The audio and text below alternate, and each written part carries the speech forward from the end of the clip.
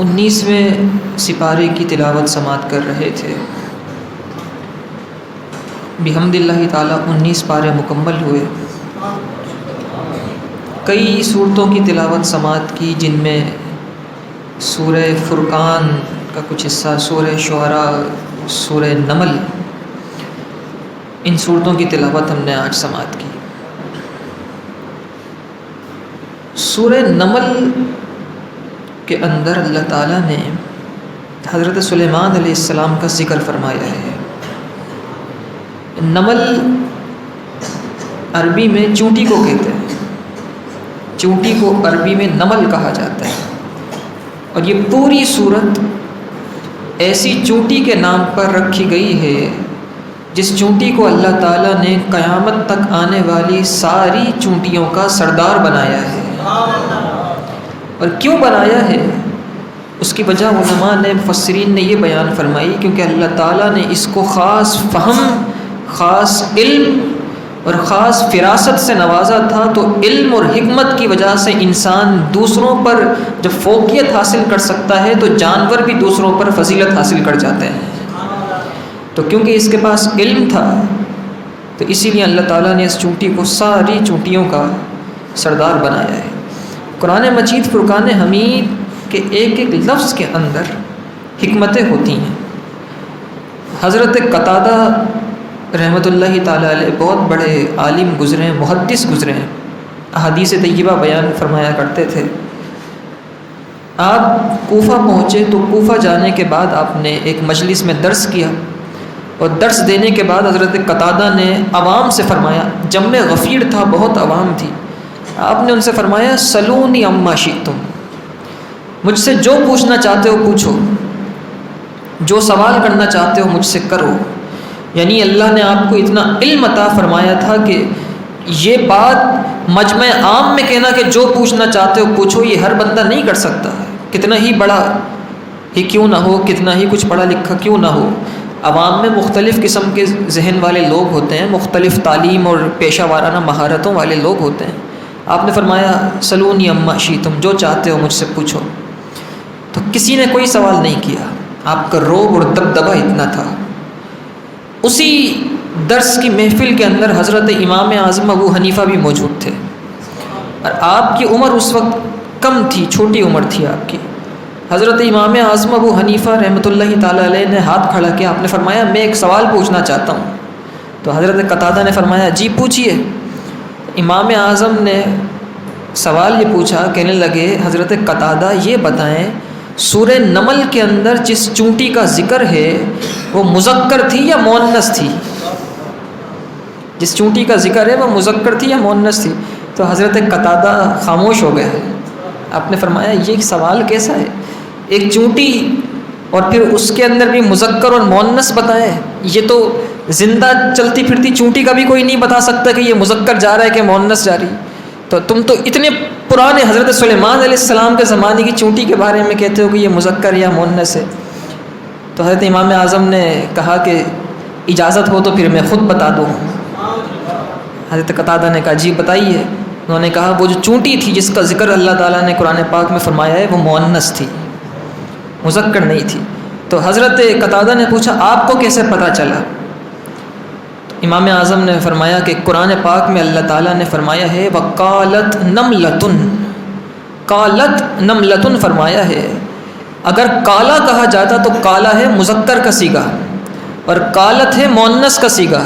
اللہ تعالیٰ نے چونٹی کا ذکر کرتے ہوئے مؤنث کا صیغہ استعمال کیا ہے، کالا کے آخر میں تا بھی لگی ہے، تا مؤنث کی نشانی ہے، معلوم ہوتا ہے وہ چونٹی مؤنث تھی، یعنی اس ایک تا سے مذکر اور مؤنث کا فرق ہو گیا۔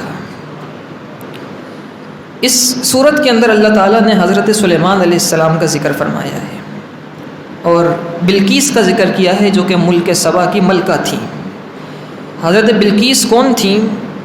ان کے والد یمن کے بہت بڑے بادشاہ تھے اور یہ شادی نہیں کرتے تھے، حضرت بلقیس کے بادشاہ شادی نہیں کرتے تھے. یہ کہا کرتے تھے پورے یمن میں کوئی میرے برابر کا ہے ہی نہیں، میں شادی کس سے کروں، کوئی میرا کف نہیں ہے، میرے اسٹیٹس کے ملاپ جیسا کوئی نہیں ہے، میں کس سے شادی کروں. تو بہرحال مفسرین نے لکھا کہ پھر ان کا نکاح ایک جنیہ سے ہو گیا، ایک جن کی مؤنث جنیہ سے ان کا نکاح ہوا، اور پھر اس کے بعد نکاح ہوا تو اس کے بعد حضرت بلقیس پیدا ہوئی. حضرت ابو ہریرہ رضی اللہ تعالیٰ نے بھی بیان فرمایا کرتے تھے حضرت بلقیس کے والدین میں سے ایک جنیہ تھی. پھر یہ ایک الگ بحث ہے کہ آیا جنیہ سے نکاح ہو سکتا ہے کہ نہیں ہو سکتا، اور اگر ہو جائے تو اولاد ہو سکتی ہے کہ نہیں ہو سکتی. یہ ایک تفصیل اور بڑا موضوع ہے، اس کو پھر کبھی فرصت کے ساتھ بیان کیا جائے گا. بہرحال ان کے بارے میں یہ آتا ہے کہ حضرت بلقیس جو تھیں ان کی والدہ جنیہ تھیں اور ان کے والد وہ عام انسان تھے. ان کے والد کا انتقال ہوا حضرت بلقیس کے، تو لوگوں میں اختلاف ہو گیا کہ اب کس کو بنایا جائے بادشاہ.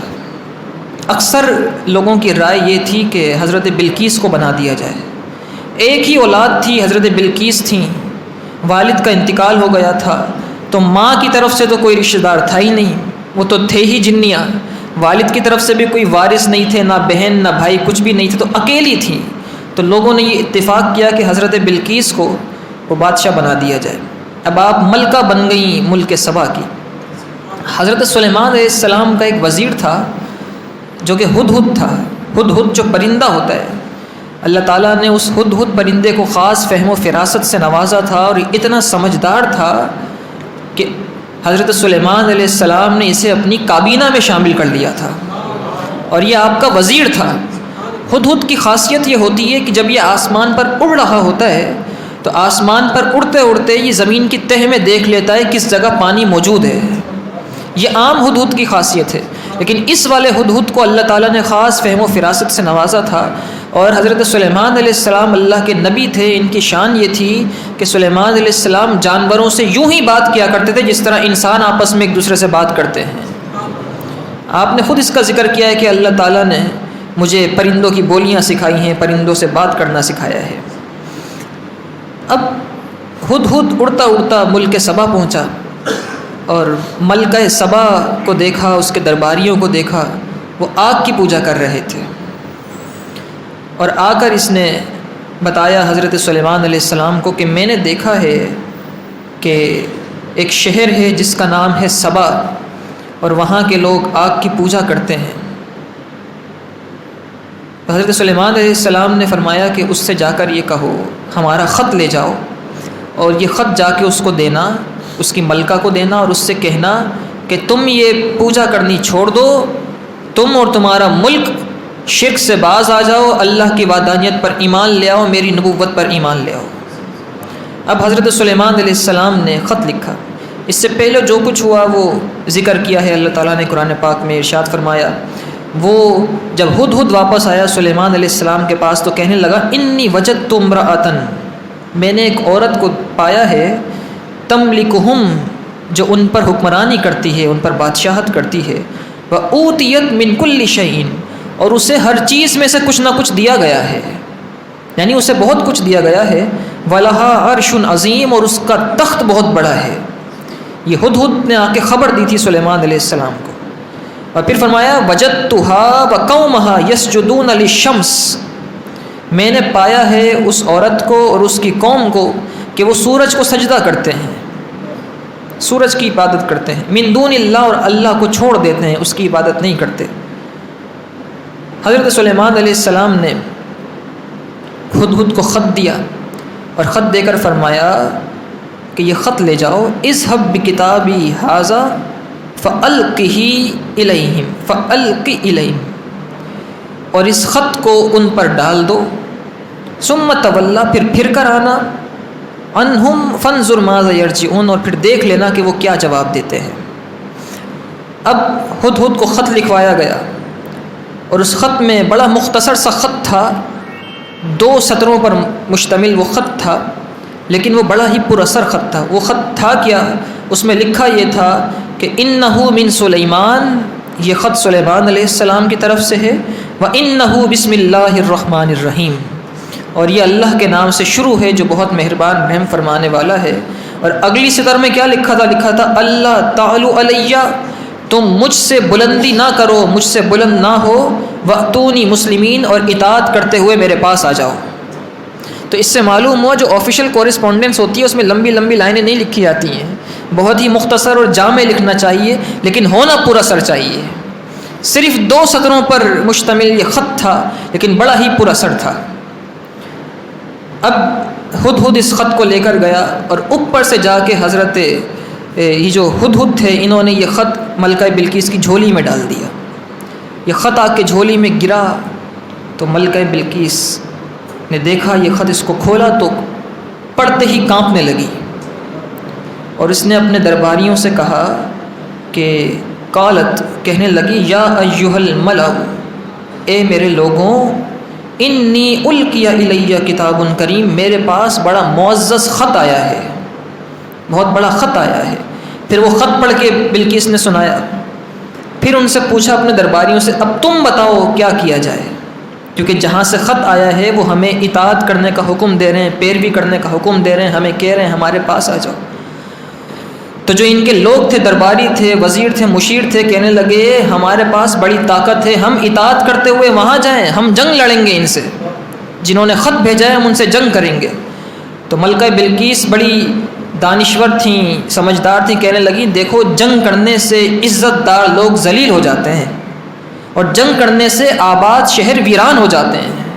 ایک کام یہ کرتے ہیں کہ ہم ان کے پاس مال بھیجتے ہیں، اگر مال انہوں نے قبول کر لیا اور اپنے اس مطالبے سے پیچھے ہٹ گئے تو اس کا مطلب ہے یہ نبی نہیں ہیں، دنیا دار ہیں، اور اگر مال ٹھکرا کے اپنے مطالبے پر قائم رہے کہ اسلام لے آؤ، میرے پاس اطاعت کرتے ہو آؤ، میری نبوت پر ایمان لاؤ، اگر مال ٹھکرا کے اسی مطالبے پر قائم رہے تو سمجھ جانا یہ اللہ کے سچے نبی ہیں۔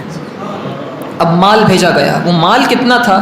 مفسرین نے لکھا 500 سونے کی اینٹیں، 500 چاندی کی اینٹیں، 500 غلام، 500 کنیزیں، اور ان غلاموں اور کنیزوں نے دنیا کا بہترین لباس پہنا ہوا تھا، اور جھنڈے تھے جن کے کپڑے اعلیٰ ترین ریشم کے تھے، اور اس کے ساتھ ساتھ ایک بہت ہی بڑا تاج بھیجا جس کے اندر دنیا بھر کے قیمتی قیمتی ہیرے اور جواہرات لگے ہوئے تھے۔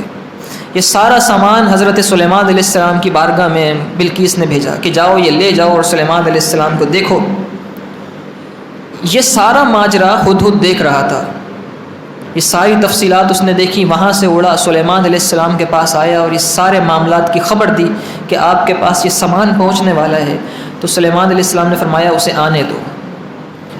اب جب سلیمان علیہ السلام کے پاس یہ سارا سامان پہنچا تو آپ نے فرمایا فلما جاء سلیمان، جب یہ سلیمان علیہ السلام کے پاس مال آ گیا، قال، آپ نے فرمایا اتمدوننی بمال، کیا تم میری مال سے مدد کر رہے ہو، یہ مال لے کر آئے ہو میرے پاس، فما آتانی اللہ خیر مما آتاکم، تو سن لو جو اللہ نے مجھے دیا ہے وہ اس سب سے کہیں گنا زیادہ بہتر ہے، جو چیز اللہ نے مجھے دی ہے وہ اس سے بہتر ہے۔ آپ نے فرمایا مال نہیں چاہیے، مال لے جاؤ، وہی مطالبہ ہے کہ اللہ پر ایمان لاؤ، نبوت پر ایمان لاؤ، مسلمان ہو کر میرے پاس آ جاؤ، ارجع الیہم، لوٹ جاؤ۔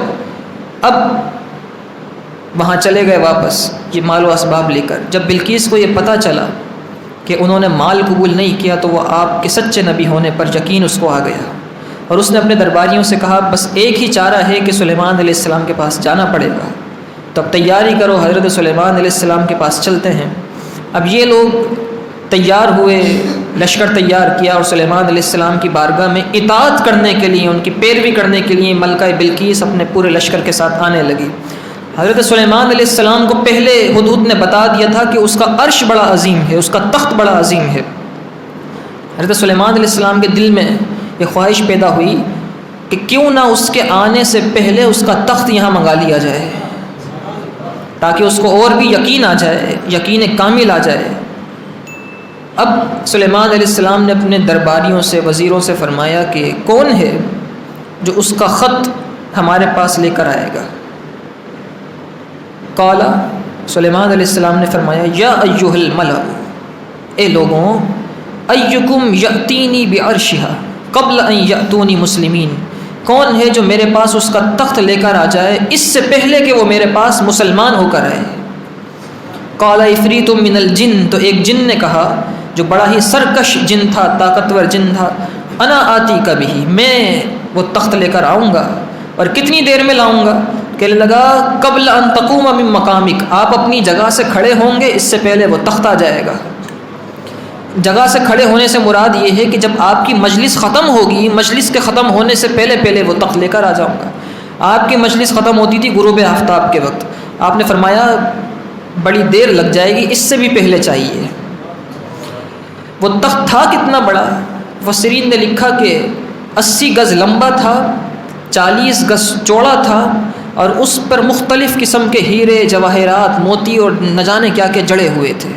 بہت خوبصورت اور بڑا عالی شان تخت تھا، جسے قرآن کہہ رہا ہے عرش عظیم، بڑا عظیم تخت تھا۔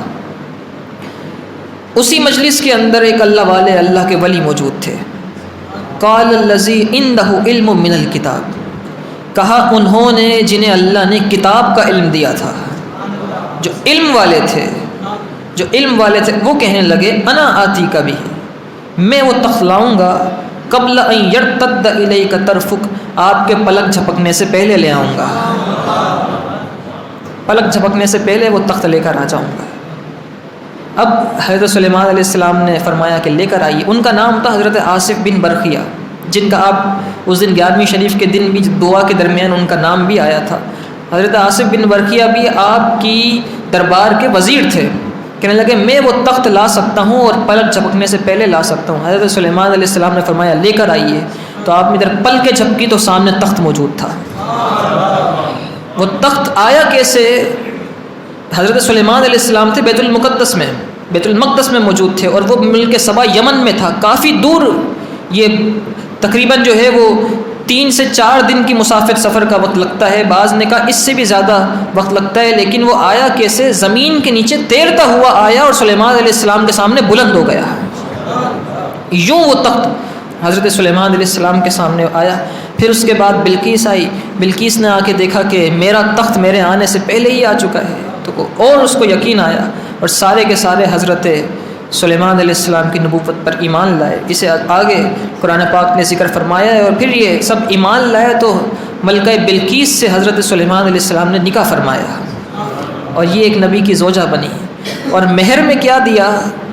آج کل لوگ شادیوں پر لاکھوں کروڑوں روپے خرچ کر دیتے ہیں، لیکن جب مہر دینے کی باری آتی ہے تو مفتی صاحب سے جا کے پوچھتے ہیں مفتی صاحب یہ بتائیں کم از کم مہر کتنا دے سکتے ہیں، کم از کم مہر کتنا دے سکتے ہیں؟ تو کم از کم کی بات نہیں ہوتی، ویسے تو 10 درہم جو ہے وہ چاندی کی مقدار مہر ہونا چاہیے، کم از کم مہر کی مقدار یہ ہے، لیکن کم از کم کی بات نہیں ہوتی، مہر دیتے ہوئے عورت کے خاندان کا لحاظ رکھنا چاہیے، اور اپنی حیثیت اور استطاعت کے مطابق دینا چاہیے، تاکہ سامنے والی جو خاتون ہے اس کی مضبوطی رہے۔ حضرت سلیمان علیہ السلام نے جو مہر دیا تھا، ایک شہر تھا یمن کا، اس کا نام تھا بالا بک۔ یہ صرف اور نحو کی جو کتابیں ہوتی ہیں اس کے اندر بالا بک شہر کا نام آتا ہے عموماً مثال دیتے ہوئے۔ وہ پورا شہر آپ نے مہر میں دیا تھا، پورا شہر آپ نے مہر میں دیا تھا۔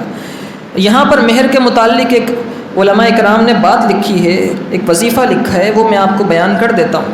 علماء کرام نے فرمایا ہے کہ اگر کوئی آدمی چاہتا ہے کہ اس کو کاروبار میں نقصان نہ ہو اور وہ کاروبار کرنا چاہتا ہے، تو اس کو چاہیے کہ وہ اس کے ذمے جو مہر ہے عورت کو دینے کا، وہ مہر اسے پورا ادا کر دے، اور مہر دینے کے بعد جب مہر کی رقم کی مالکن بن جائے بیوی اس کی، تو اس مہر کے پیسوں میں سے کچھ پیسے قرض لے لے، یعنی شوہر اپنی بیوی سے قرض لے لے، اور قرض لے ان پیسوں سے جو اس نے اسے مہر دیا ہے، اور وہ قرض لے کر اور اپنے پیسے ملا کر پھر اس کو کاروبار میں لگائے۔ اللہ پاک اس کاروبار میں کبھی نقصان نہیں ہونے دے گا، نقصان نہیں، یعنی کہ پارٹنرشپ، بیوی کے ساتھ پارٹنرشپ کرے اور پھر اس کے ساتھ کاروبار کرے، اور پھر اس کے اندر نقصان نہیں ہوگا۔ اللہ تعالی ہمیں قرآن مجید فرقان حمید سمجھنے کی توفیق عطا فرمائے۔ اللہ پاک ہمیں قرآن سمجھنے کا شوق عطا فرمائے۔ وآخر الدعوانا الحمدللہ رب العالمین۔